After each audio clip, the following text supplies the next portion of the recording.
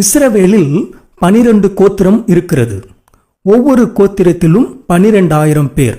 அப்பொழுது 12,000 12ஆல் கூட்டினால் 144,000 பேர். அதாவது 12,000 into 12 equal to 1,44,000. இதுதான் இதற்கு அர்த்தம். மற்றபடி எந்த அர்த்தம் இதற்கு இல்லை. இந்த 144,000 பேர் யூதர்கள். இவர்கள் முத்திரைக்கப்பட்ட யூதர்கள். இந்த முத்திரை எதை காட்டுகிறது என்றால் அது தேவனுடைய சிறப்பு பாதுகாப்பை காட்டுகிறது. அந்த உபத்திரவ காலத்தில் இந்த 144,000 பேர் அவர்கள் ஊழியத்தை சுதந்திரமாய் செய்வார்கள்.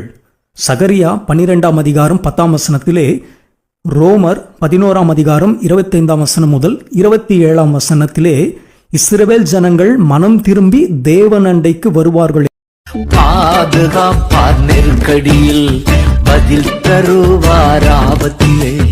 பாதுகாப்பார் நெருக்கடியில் பதில் தருவார் ஆபத்திலே.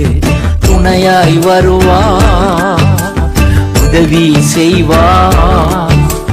துணையாய் வருவார், உதவி செய்வார்.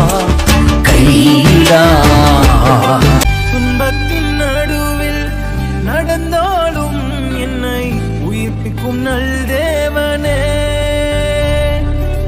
துன்பத்தின் நடுவில் நடந்தாலும் என்னை உயிர்ப்பிக்கும் நல் தேவனே.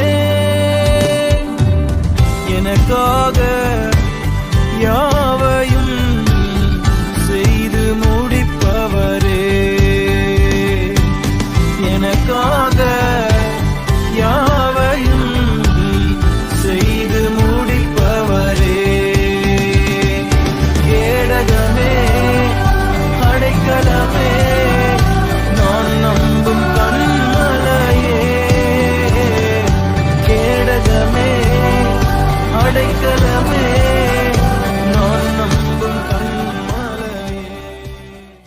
துன்பத்தின் நடுவில் நடந்தாலும் என்னை உயிர்ப்பிக்கும் நல் தேவனே.